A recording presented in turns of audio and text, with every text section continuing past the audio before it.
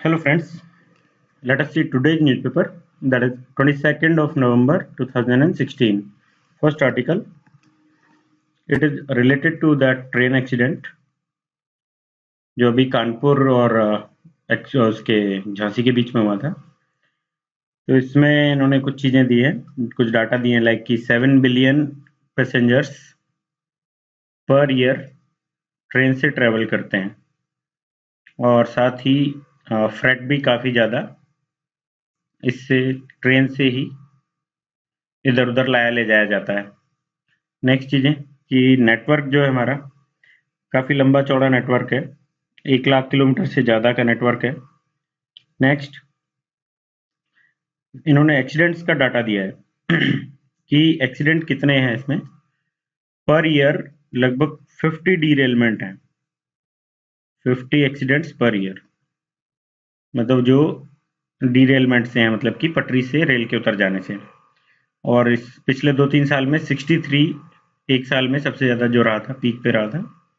तो ये सारे डाटाज को देखते हुए इन्होंने आगे चीजें बोली कि इंडिया का रेलवे सिस्टम काफी रिस्की है और अनप्रेडिक्टेबल है। ये कंडीशन है तो इसे सुधारना जरूरी है। सुधारने के लिए क्या क्या किया जाए, तो उसके लिए प्रॉब्लम्स को जानना जरूरी है कि प्रॉब्लम्स कहाँ कहाँ पे हैं। तो प्रॉब्लम्स हम देखें, first human error. Human error से 70% के आसपास जो एक्सीडेंट्स हैं वो इससे होते हैं, ऐसा इन्होंने डाटा दिया है। नेक्स्ट चीजें कि सेफ्टी की जो प्रॉब्लम्स हैं कहाँ कहाँ है। और first, integrity of the tracks, कि ट्रैक्स की इंटीग्रिटी और ट्रैक्स ठीक से चल रहे हैं नहीं चल रहे हैं, ट्रैक्स में कहीं क्रैक्स तो नहीं है, वो सारी चीजें हैं इंटीग्रिटी ऑफ ट्रैक से मतलब इसका। Next, signalling. कई बार होता है कि सिग्नल प्रॉपर तरीके से ना मिले, गलत मिले, तो उन सबसे भी एक्सीडेंट होते हैं। 2 ट्रेन से एक ट्रैक पे आ जाती हैं, वो सब प्रॉब्लम्स जो है सिग्नलिंग प्रॉब्लम्स हैं। नेक्स्ट प्रॉब्लम, इंजन्स की प्रॉब्लम आ जाती है, कई बार इंजन्स खराब हो जाते हैं और वो सब। कोचेज की प्रॉब्लम आ जाती है। तो इन सभी में प्रॉब्लम्स हैं, ये सारी प्रॉब्लम्स हैं और इनके अलावा भी बहुत सारी प्रॉब्लम्स हम देख सकते हैं। तो कोचेज पुराने हो जाएंगे। कुछ अभी इसमें 2 चीजें निकल के आ रही हैं। एक तो कि फर्स्ट क्रैक था ट्रैक में, दूसरा कुछ लोग बोल रहे हैं कि जो इसके कोचेज थे, तो कोचेज काफी पुराने थे और कोचेज में इटसेल्फ इसका जो हम सर्विसिंग की बात करें तो सर्विस प्रॉपर नहीं होने से इसके नट बोल्ट्स एंड ऑल ये ऑलरेडी आउट हो रखे थे। तो इसलिए भी ये एक्सीडेंट की पॉसिबिलिटीज बताई जा रही हैं। फॉरेंसिक जांच की इसमें भी गवर्नमेंट ने बोला कि फॉरेंसिक जांच की जाएगी, फिर जो भी निकल के आती है प्रॉब्लम्स उनको सॉल्व किया जाएगा। तो ये सारी प्रॉब्लम्स हैं। और फिर हम कि इसमें एक और चीज देखें, इसी वाले एक्सीडेंट से रिलेटेड देखें तो इसमें एक और चीज बोली गई है कि स्पीड इसकी ज्यादा होने की संभावना है, कि वहां पे जो ट्रैक घूम रहा था तो टर्न पे स्पीड यदि ज्यादा होती है तो ट्रेन डिरेलमेंट होने के चांसेस होते हैं। तो नाइट का टाइम था और हो सकता है कि स्पीड ज्यादा रही हो, ये तो जांच के बाद ही पता लगेगा, जो कमेटी बनाई गई है उसकी रिपोर्ट से। तो ये सारी चीजें हैं। कोचेज का डिजाइन, डिजाइन काफी अरसे से चेंज नहीं हुआ है, हालांकि कुछ दिन पहले अभी उसका जो ट्रॉली है वो चेंज किया गया कोचेज का, गवर्नमेंट ने चेंज किया है, रेलवेज ने। तो ये इसमें सस्पेंशन ज़्यादा बेटर होगा, अभी जो चेंजेस किए गए हैं सस्पेंशन बेटर होगा, प्लस स्पेस के लिए डिफरेंट डिफरेंट चीज़ों के लिए स्पेस प्रॉपर प्रोवाइड किया जाएगा। ट्रॉली के ऊपर ही कोच डिजाइन किया जाता है, पहले ट्रॉली बनाई जाती है फिर उसके ऊपर कोच डिजाइन किया जाता है। तो ट्रॉली को ही इटसेल्फ चेंज किया गया डिजाइन को, तो दैट विल बी बेनिफिशियल कि ये सारी चीज़ें ना हो। दूसरा, हम एक्सीडेंट्स के लिए भी ऑटोमेटिक करने की बातें कर रहे हैं। आरडीएसओ वगैरह इसके लिए रिसर्च करता रहता है लगातार कि इसको ऑटोमेटिक किया जाए, सिग्नलिंग प्रॉपर हो, प्लस जो ट्रेन यदि एक ट्रैक पे आती हैं तो ऑटोमेटिकली, जैसे मेट्रो में सिस्टम होता है ऑटोमेटिक, कि वो कुछ भी ऐसी प्रॉब्लम होती है तो मेट्रो अपने आप ही रुक जाएगी, तो ऐसा ही ट्रेन में ट्रैकिंग डिवाइस लगा के और ट्रेन के एक्सीडेंट को रोक जाने की कोशिश की जा रही है। तो ये सारी चीजें। फिर इसमें अब इम्पोर्टेंट क्या हो जाता है कि 70% जैसे ह्यूमन एरर से इन्होंने बताया है, तो उसके बाद 70% इसको खत्म करने के लिए फर्स्ट तो कि ट्रेनिंग प्रॉपर हो। ह्यूमन एरर रहता है, उसे ट्रेनिंग से खत्म किया जा सकता है। सेकंड कि प्रॉपर डिसिप्लिन हो, लाइक कि नाइट शिफ्ट में जो काम कर रहे हैं वो जैसे सो गए, सिग्नलिंग में प्रॉब्लम हुई, या फिर प्रॉपर तरीके से चेक नहीं किया, जो भी रेल स्टाफ है जो घूमता है ट्रैक पे, उसने प्रॉपर तरीके से चेक नहीं किया ट्रक को, और उसमें क्रैक्स हैं और वो नहीं पता लगे, तो उसकी वजह से एक्सीडेंट्स होते हैं। तो डिसिप्लिन और ट्रेनिंग ये दोनों प्रॉपर तरीके से हो रेलवे के स्टाफ में, ये जरूरी है। फिर नेक्स्ट चीज़ है कि 2 कमिटीज़ बनाई गई थी रेलवे डिपार्टमेंट ने जो बनाई है। एक तो अनिल काकोदर कमेटी है, दूसरी है विवेक देबरॉय कमेटी।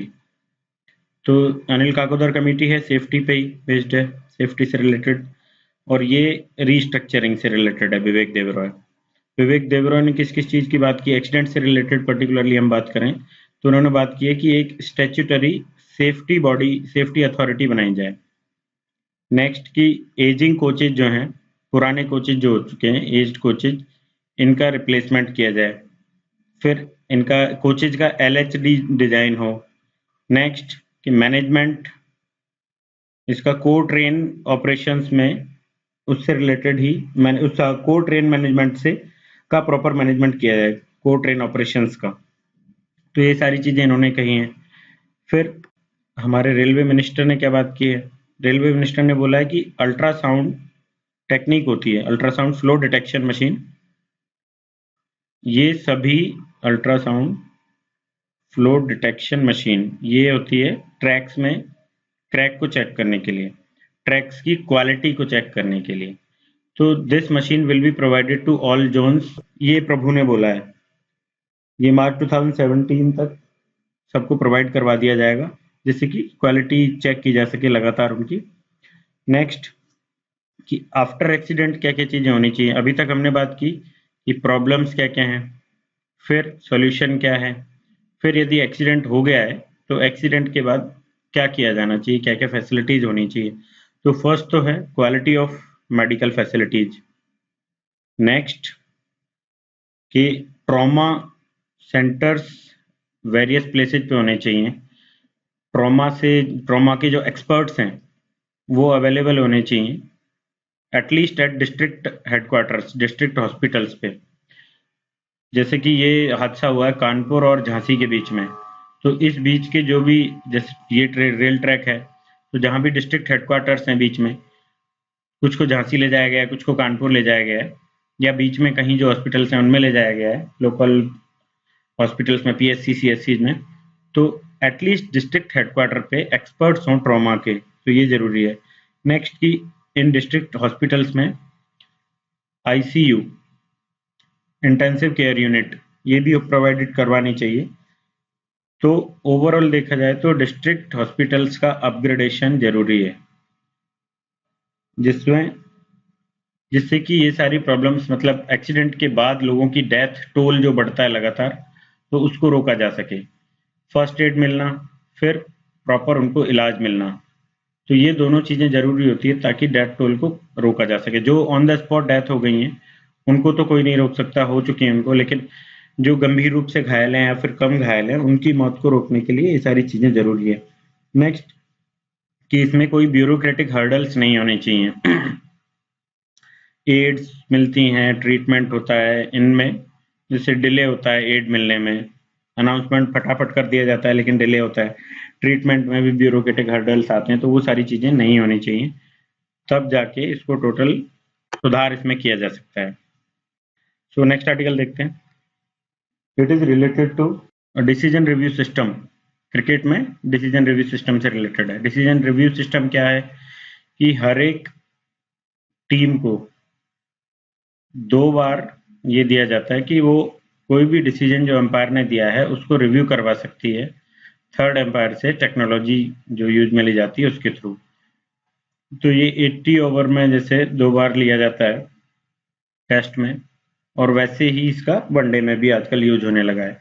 तो कोई भी गलत डिसीजन हुआ है, जैसे कि जो फील्डिंग करने वाली टीम है वो डिसीजन लेगी यदि किसी क्रिकेटर को आउट होने लगता है कि वो आउट हो गया है और अंपायर उसे नॉट आउट देता है, तो नॉट आउट के केस में वो decision DRS decision review system से को यूज में लेके फिर से चेक करवा सकती है, और जो बैटिंग कर रही है वो टीम आउट दिए जाने पर ये चीज चेक करती है। तो इसमें ऐसा है कि 2 बार यदि गलत डिसीजन हो जाता है तो तीसरी बार वो नहीं ले सकती है, लेकिन यदि उसने जैसे फर्स्ट टाइम लिया और वो सही हुआ तो नेक्स्ट 2 टाइम और उसको मिल जाता है कि वो रिव्यू ले सकता है। तो इस टाइप का सिस्टम है।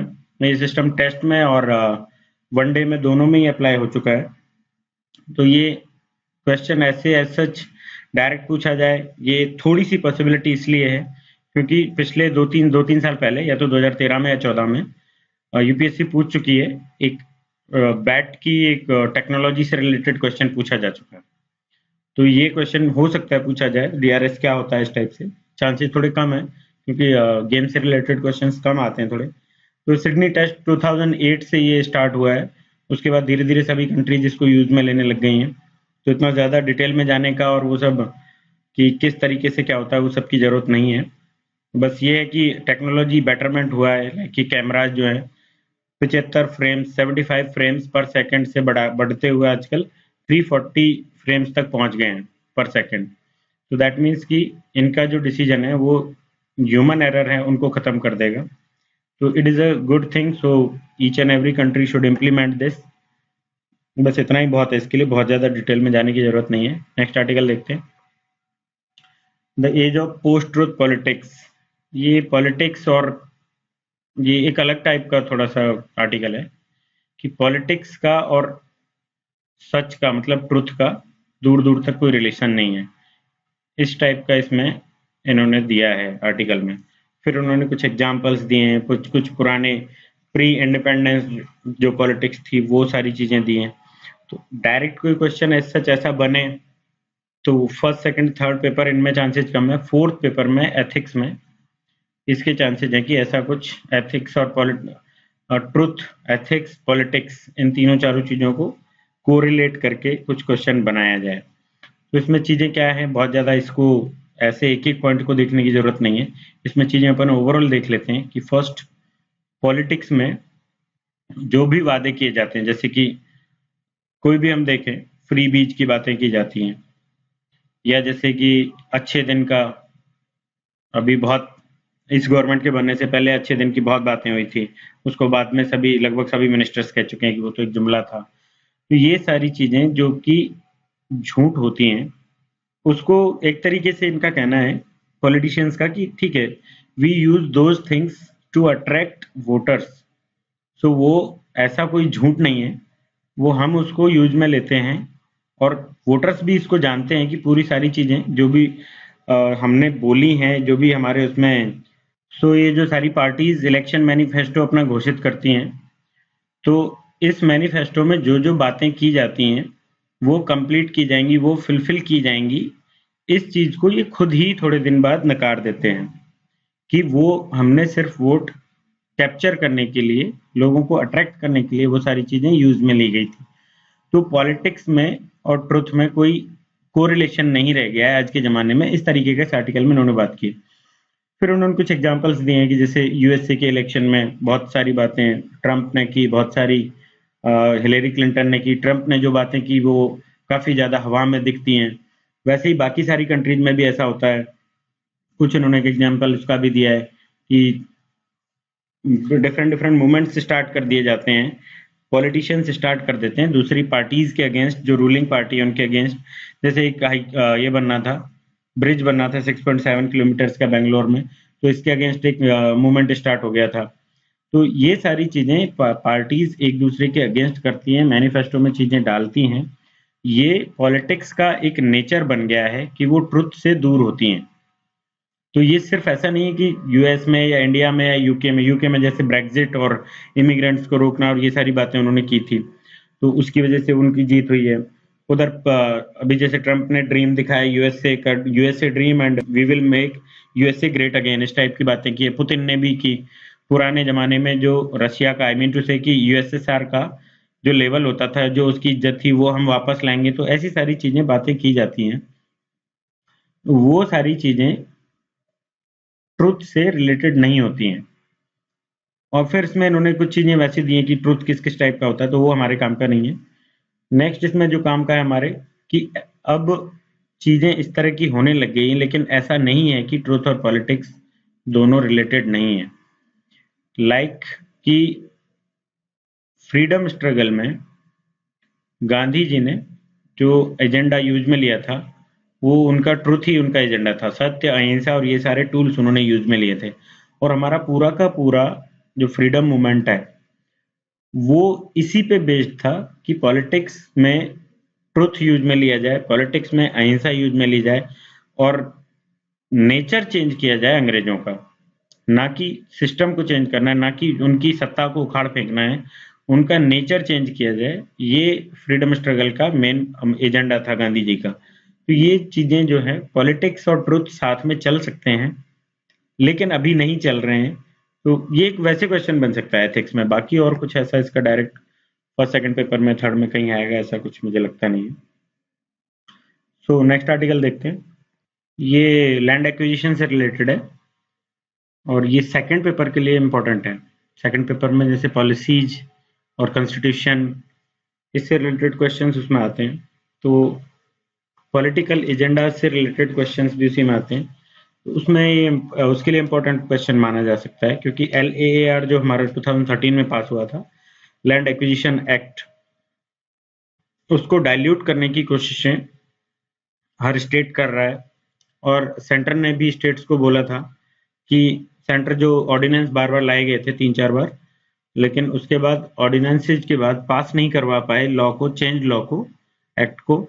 तो स्टेट्स को सेंटर ने बोला कि आप अपने हिसाब से लॉ में चेंज कर लीजिए, अपने लॉज अलग से बना लीजिए, ताकि लैंड एक्विजिशन में कोई दिक्कत ना हो। जैसे हमने बार बार देखा है कि लैंड एक्विजिशन की प्रॉब्लम को डिफरेंट डिफरेंट कंट्रीज ने भी उठाया है कि वो इन्वेस्ट नहीं कर पाते इंडिया में। लाइक कि सिंगापुर के PM ने कहा था, फिर जापान के लोगों ने भी कहा, जापानी कंपनीज ने भी कहा कि लैंड एक्विजिशन इंडिया में बड़ी दिक्कत है। USA वाले भी कहते हैं। तो उस टाइप से सभी लोग कहते हैं कि लैंड एक्विजिशन इंडिया में एक बड़ी प्रॉब्लम है। तो उस चीज के लिए लैंड एक्विजिशन लॉ में चेंजेस करना जरूरी एक तरीके से माना जा रहा है, लेकिन अपोजिशन नहीं चाहता कि उसमें चेंजेज हो।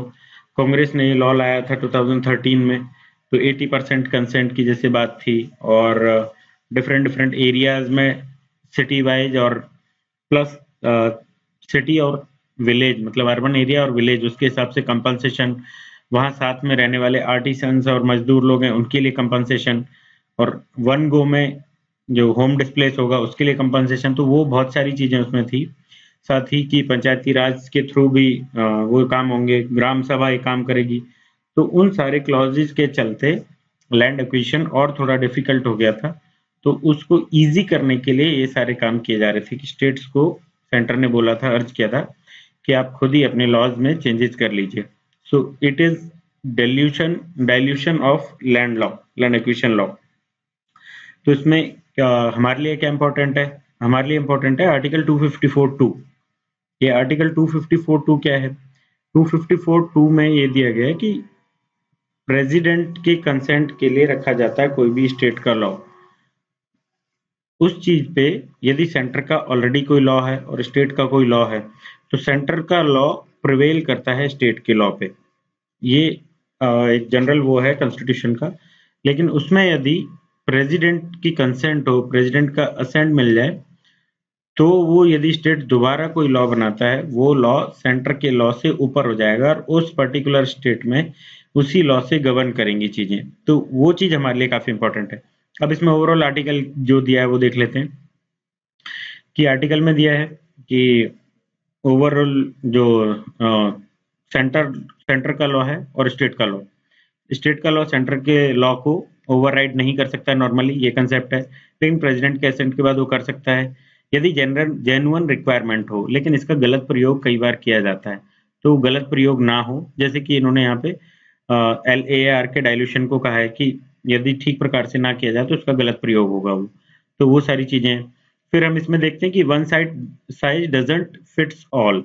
ये एक नॉर्मल टर्म है। इसका मतलब है कि हर स्टेट पे, हर एरिया पे, ऑल ओवर द इंडिया कोई एक लॉ फिट नहीं होता है।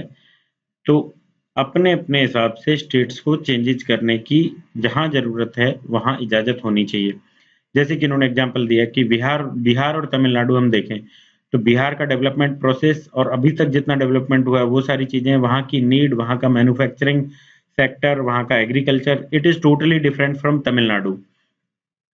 और दूसरा इन्होंने एग्जांपल दिया कि with in that particular state also, जैसे कि यूपी में देखें तो ईस्टर्न यूपी और वेस्टर्न यूपी दोनों में काफी ज्यादा डिफरेंसेज हैं, तो वहां पे भी एक कोई particular law similarly equally applicable नहीं है।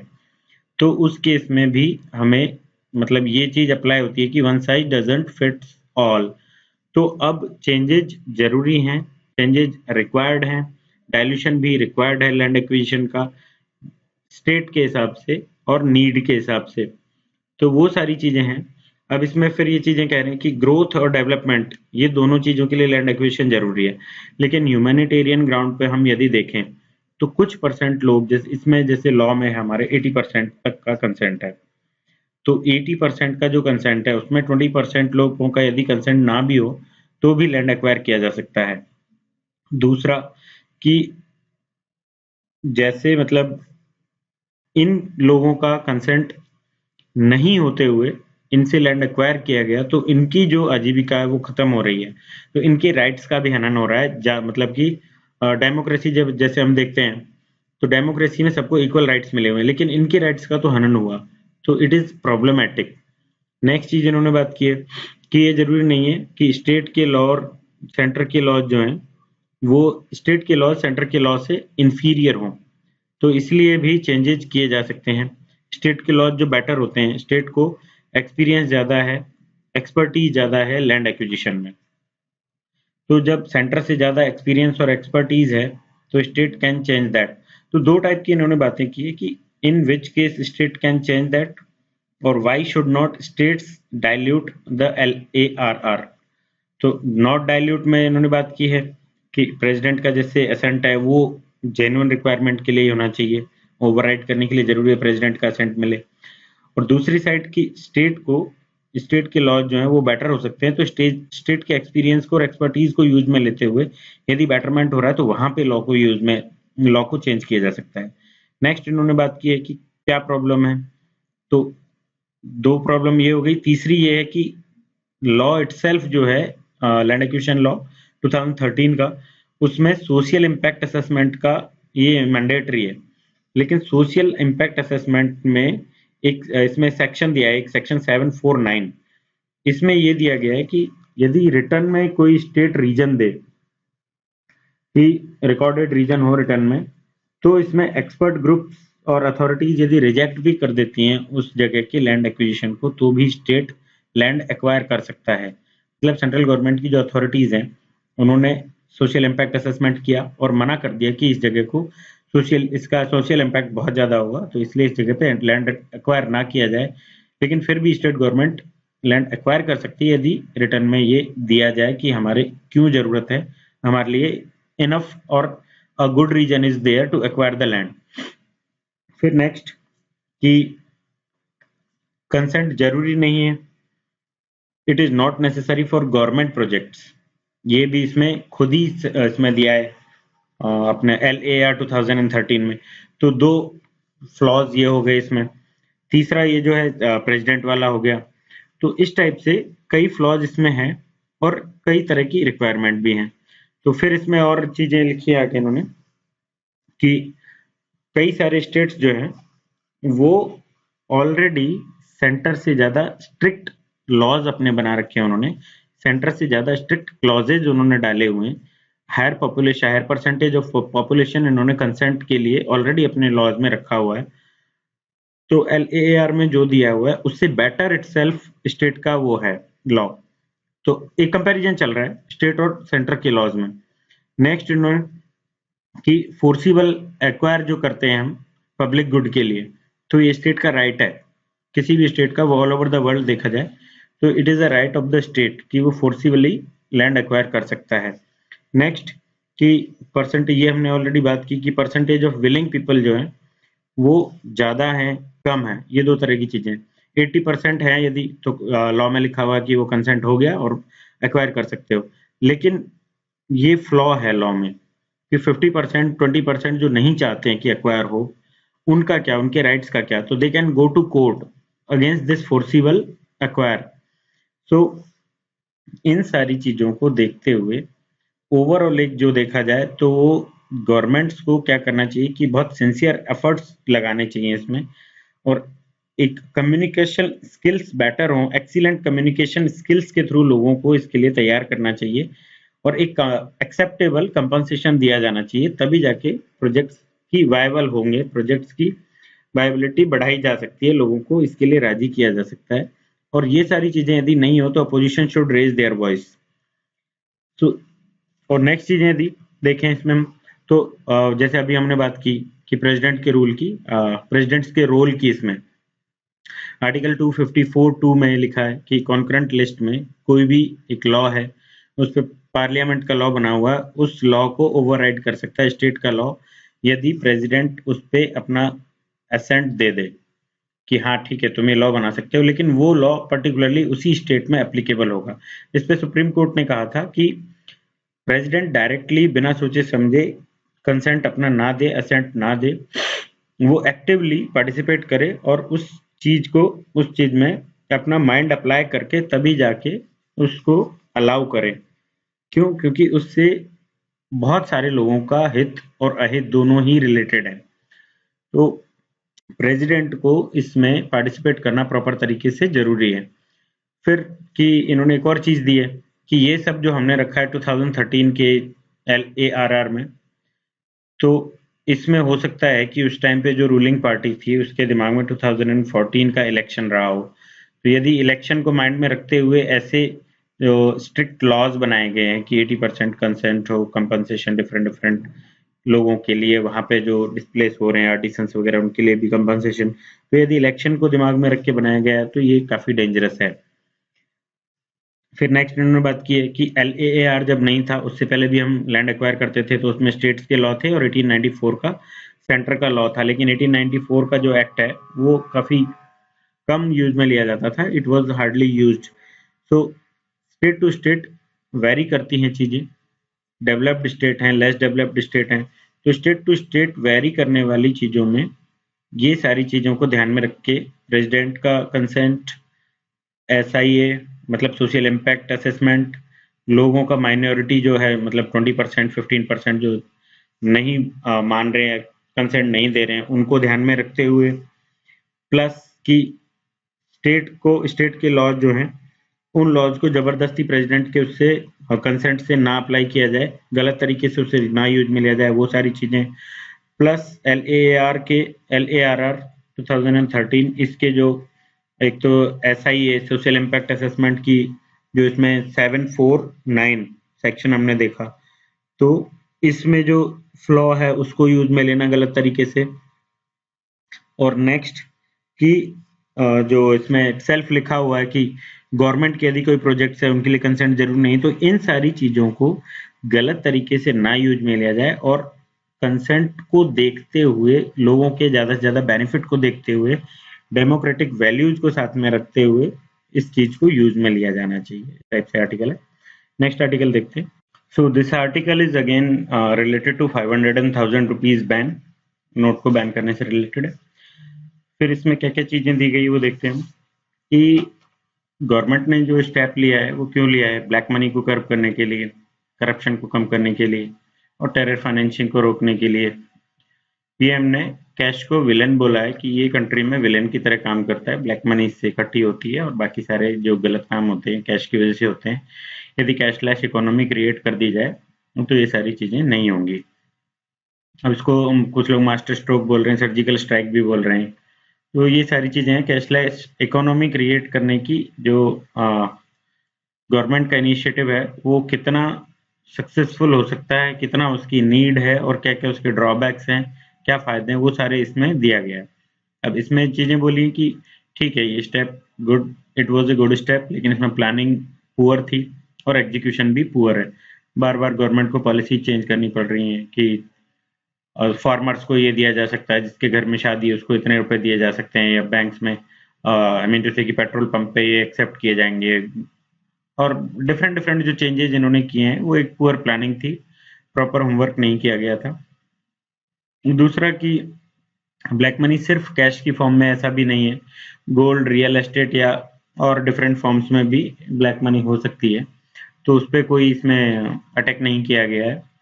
नेक्स्ट की हाई वैल्यू नोट्स और निकाले गए हैं फिर से, तो 2000 का नोट जो निकाला गया है वो फिर से करप्शन बढ़ाएगा, क्योंकि ये बार बार बोला जाता है कि 500 टू 1000 रुपीज नोट में ही ब्लैक मनी स्टोर्ड है, बड़े जो हाई वैल्यू नोट्स हैं उनमें, तो 2000 रुपए का नोट तो उनसे ज्यादा वैल्यू वाला है, तो वो करप्शन और बढ़ाएगा। इस तरीके के भी लोग कयास लगा रहे हैं, फिर टैक्सेज का अवॉइडेंस बढ़ेगा, लोग इसमें छुपा के रखेंगे। तो फिर नेक्स्ट चीज कि हाँ ठीक है, हम फॉर्मल पेमेंट सिस्टम एक जनरेट कर सकते हैं इसको खत्म करके, लेकिन किस किस टाइप के किए जा सकते हैं, जैसे कि पेटीएम, एम पैसा या फिर और कोई भी visa, master card, PayPal, Apple पे वगैरह बिटकॉइंस हैं, ऐसे काफी सारे फॉर्मल सिस्टम्स हैं जो इंट्रोड्यूस किए जा सकते हैं कैशलेस इकोनॉमी डेवलप करने के लिए।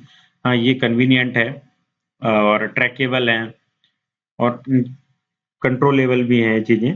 कंट्रोल, ये ब्लैक मनी को कंट्रोल करने के लिए भी ये काम में लिए जा सकते हैं, लेकिन फिर इनकी क्या क्या प्रॉब्लम्स हैं, क्या इनके फायदे हैं, वो आगे देखते हैं।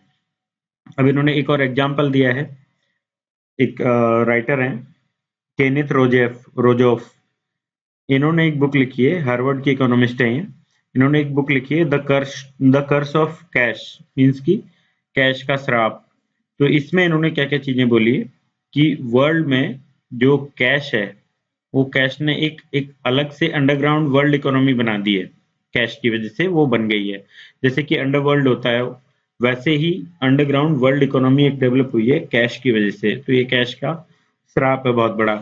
इन्होंने प्रॉब्लम्स बताई है क्या क्या एसोसिएटेड है कैश के साथ, तो drug trafficking, human trafficking, extortion, money का एक्सटॉर्शन जो करते हैं, मनी लॉन्ड्रिंग, इलीगल इमिग्रेशन, ऐसी टाइप की बहुत सारी प्रॉब्लम्स इसके साथ एसोसिएटेड है। साथ ही जैसे ऊपर हमने बात की तो करप्शन, टेरर फाइनेंसिंग, ये सारी भी इसके साथ एसोसिएटेड है।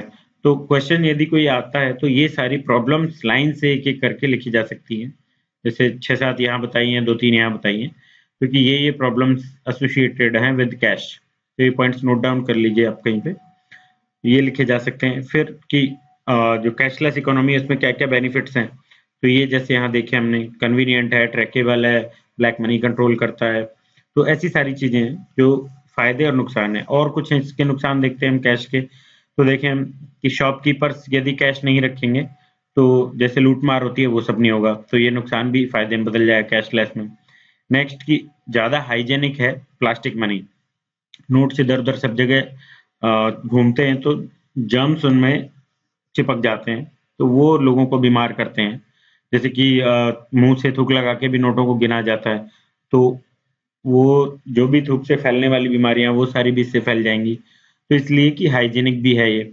नेक्स्ट कि कैशलेस यदि इकोनॉमी होगी तो सेविंग्स बैंक्स में रहेगी, घरों की बजाय, गद्दों में छुपाने की बजाय बैंक्स में रहेंगी, तो उससे भी इकोनॉमी में रोटेशन बढ़ेगा, लोगों को लोन वगैरह इजीली मिल जाएंगे, वो सारी फायदे भी होंगे इससे। तो फायदे नुकसान काफी सारे हैं। नेक्स्ट फिर देखते हैं अपन और क्या क्या इससे फिर इसने इन्होंने बताया है कि कौन कौन सी कंट्रीज ये सब कुछ ऑलरेडी कर चुकी हैं और उनमें कितना क्या क्या फायदे उन्हें मिले हैं। तो स्वीडन में स्टार्ट किया गया था 1960 में फर्स्ट टाइम ये। तो स्वीडन में एक BIS रिपोर्ट है 2015 की, उसमें उनका कहना है कि 2.12% कैश टू GDP रेशियो है स्वीडन का। और बाकी कंट्रीज के भी कुछ एग्जांपल दिए इन्होंने कि यूके में 3.84 है, कनाडा 3.8, तो ऐसे बहुत सारे एग्जांपल दिए इन्होंने कि जहां पे कम है cash ratio, cash to GDP ratio. बाकी कुछ कंट्रीज और इन्होंने दिए हैं कि जैसे जापान है, जापान में काफी है, लगभग 20% है, रशिया में 12-13% है, हांगकांग में भी लगभग 6% है, चाइना में पिछले 15 साल में इनफैक्ट 4 गुना बढ़ गया है cash, cash to GDP ratio, cash का यूज। ऐसे ही साउथ कोरिया में भी बढ़ा है। तो दोनों टाइप की ही कंट्रीज देखने को मिलती हैं वर्ल्ड वाइड। डेवलप्ड कंट्रीज में GDP, cash to GDP ratio ज्यादा भी है, तो कुछ में कम भी है, मींस कि दोनों कंट्रीज प्रॉपर तरीके से ग्रो कर रही हैं, तो ऐसा इसका कोई डायरेक्ट इससे रिलेशन है नहीं। दूसरा इन्होंने एक आगे एग्जांपल दिया कि जापान वर्सेस ब्राजील को इन्होंने कंपेयर किया है कि ब्राजील में करप्शन ज़्यादा है जबकि cash to GDP ratio Brazil का कम है। ब्राजील का 4.01 है और जापान का 20.04 है, जबकि जापान में कैश जीडीपी रेशियो ज़्यादा होते हुए भी करप्शन कम है। तो ऐसे कोई इसका डायरेक्ट रिलेशंस नहीं है चीज़ों के। फिर उन्होंने आगे कुछ और चीज़ें बताई हैं कि कैश इकोनॉमी में क्यों होना चाहिए। तो फर्स्ट इन्होंने चीज़ें बताई कि प्रॉब्लम्स एसोसिएटेड विद कैश, ये नोट डाउन कर लेंगे। फिर कि उससे बेनिफिट्स क्या-क्या हैं। नेक्स्ट रीजंस कि क्यों इकोनॉमी में कैश रहना चाहिए, वो इन्होंने सारे बताए। तो वो देखते हैं कि जो बैंक्स के अकाउंट्स जिनके पास नहीं है, जैसे कि फार्मर्स हैं या पुअर मजदूर हैं, उनके पास अकाउंट्स नहीं होते हैं, लेकिन उनके पास कैश जैसे-जैसे बढ़ता जाएगा, पैसा बढ़ता जाएगा, उनका एम्पावरमेंट एक होता जाएगा। अनबैंक्ड फार्मर्स जो है उनकी इनकम बढ़ेगी, तो कैश का फायदा उनको उधर से मिल जाएगा कि भले ही उनके पास बैंक अकाउंट नहीं है लेकिन कैश में वो बढ़ता जा रहा है, तो उनका एम्पावरमेंट हो रहा है। नेक्स्ट की ट्रांजेक्शन फी, इलेक्ट्रॉनिक जो तरीके से हम पेमेंट करते हैं, इलेक्ट्रॉनिक ट्रांजेक्शन होंगे तो फी भी ज़्यादा होती है। नेक्स्ट कि प्राइवेसी में भी एक हर्डल है ये इलेक्ट्रॉनिक ट्रांजेक्शन। क्यों? क्योंकि सारा डाटाबेस क्या खरीदा गया, किस तरीके से कब खरीदा गया, सब ऑनलाइन आ जाता है, गवर्नमेंट के पास सारा इकट्ठा हो जाएगा। तो प्राइवेसी का एक हनन है कि यदि कैश नहीं है तो। Next government can use this consumer data, जो भी चीजें खरीदी गई हैं उसको अपने पॉलिटिकल एजेंडा के लिए, तो ये भी रीजन है कैश होना चाहिए। फिर कि हैकिंग भी पॉसिबल है, सेविंग्स अकाउंट्स में सारा पैसा रखा हुआ है, हैकिंग करके मान लीजिए वो उड़ा लिया जाता है, तो फिर उसके लिए कौन जिम्मेदार है। नेक्स्ट कि हम कितने रेडी हैं अभी कैशलेस इकोनॉमी के लिए, सिटी बैंक ने एक इंडेक्स भी निकाला है, तो हम इंडिया बहुत ज़्यादा अभी तक इसके लिए रेडी भी नहीं है, रेडीनेस इंडेक्स के हिसाब से। तो ये सारी चीज़ें रीजंस बताए इन्होंने। नेक्स्ट की कल्चरल बैरियर्स भी है इंडिया में चीज़ों के, जैसे बार्टर सिस्टम हुआ करता था पहले, वैसे ही अब ये भी है। दूसरा कि 85% ट्रांजेक्शन इंडिया में भी कैश में ही होते हैं, तो एकदम से हम कैशलेस इकोनॉमी की तरफ चले जाएं वो भी पॉसिबल नहीं है और वो फिजिबल भी नहीं है डायरेक्ट एकदम से कूद जाना। फिर आगे इन्होंने चीज़ें बताई कि ऑब्जेक्टिव हमने क्या रखे थे, तो ये 3 चीज़ें हो गई रीजंस। फिर ऑब्जेक्टिव्स इंडिया के क्या थे, फर्स्ट करप्शन को कर्ब करना, ब्लैक मनी को कम करना। तो अब इसमें ठीक है, हमने ये ऑब्जेक्टिव्स रखे, अच्छे ऑब्जेक्टिव्स हमारे थे, लेकिन प्रॉब्लम्स थी कि रोड मैप प्रॉपर नहीं था, इंस्टीट्यूशनल आर्किटेक्चर हमने खड़ा नहीं किया, उससे पहले ये सारे काम एक साथ कर दिए, और पब्लिक को हमने पब्लिक इसमें कोई इसका डिस्कशन नहीं किया, पब्लिक का कोई कंसेंट इसमें नहीं लिया, हमने डायरेक्ट कर दिया। और जैसे जापान का हमने अभी एग्जांपल दिया, जापान में कैश जीडीपी ज़्यादा है रेशियो, फिर भी ब्राज़ील से कम करप्शन है। तो इस टाइप की चीज़ें हैं कि हम पूरी तरीके से तैयार नहीं थे, फिर भी हमने ये किया। नेक्स्ट कि एनपीए जैसी प्रॉब्लम है इंडिया में, तो मान लीजिए हम हमारी सेविंग्स वहाँ रखते हैं और एनपीए लगातार होता जाता है, तो हमारा पैसा तो लोग जो बड़े लोन्स लेते हैं वो ले जाएंगे, तो उसके लिए कौन जिम्मेदार है? हम हमारा पैसा यूज में नहीं ले पा रहे, बड़े लोग हमारे पैसे से लोन लेके और एनपीए में कन्वर्ट कर दे रहे हैं, तो वो चीज़ है।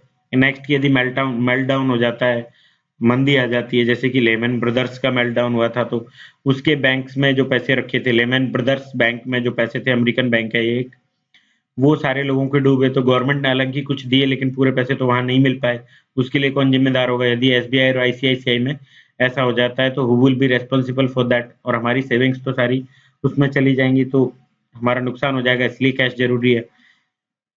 दूसरा कि इन्फ्लेशन और इंटरेस्ट रेट्स यदि नेगेटिव होती हैं, इन्फ्लेशन ज़्यादा होगा और इंटरेस्ट रेट्स कम होती है, तो वो एक तरीके से नेगेटिव इंटरेस्ट रेट्स हो गई, तो उस चीज़ में भी हमें नुकसान है बैंक्स में रखने में, तो क्या फ़ायदा है वहाँ रख के। तो इस टाइप की चीज़ें हैं।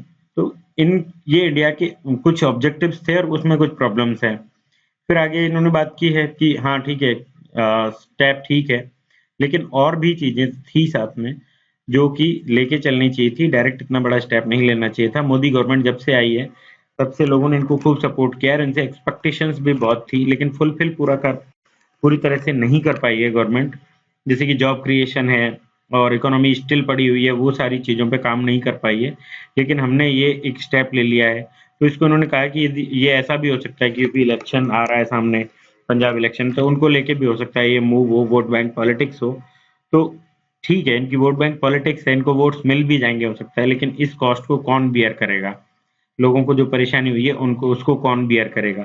इस टाइप से इन्होंने कंक्लूड किया है। तो इस आर्टिकल में जो काम की चीजें हैं वो एक साइड में नोट डाउन की जा सकती हैं और इससे रिलेटेड कोई भी क्वेश्चन आता है तो उसमें ये सारी चीज़ें ऑलमोस्ट इन्होंने दे दी हैं कि प्रॉब्लम्स लाइन से अभी थी जो हमने देखी थी। फिर बाद में इन्होंने रीजन्स भी इन्होंने दे दिए, फ़ायदे भी इन्होंने, बेनिफिट्स भी इन्होंने बता दिए, और इंडिया की क्या-क्या ऑब्जेक्टिव्स थे, क्या-क्या प्रॉब्लम्स है इंडिया में, वो सारी बता दी। जैसे एनपी इंडिया की प्रॉब्लम है और इन्फ्लेशन वगैरह ज़्यादा है तो वो प्रॉब्लम है, वो सारी चीज़ें सब इन्होंने साथ में ले ली हैं, तो इट्स अ गुड आर्टिकल। तो ये सारी चीज़ें नोट डाउन की जा सकती हैं। थर्ड पेपर में कहीं क्वेश्चन बनता है इकोनॉमी से रिलेटेड, सेकंड पेपर में क्वेश्चंस आते हैं तो वो पॉलिसीज से रिलेटेड आते हैं। नेक्स्ट देखते हैं हम। ओके, आज के लिए इतने ही आर्टिकल्स हैं। Thank you very much for listening.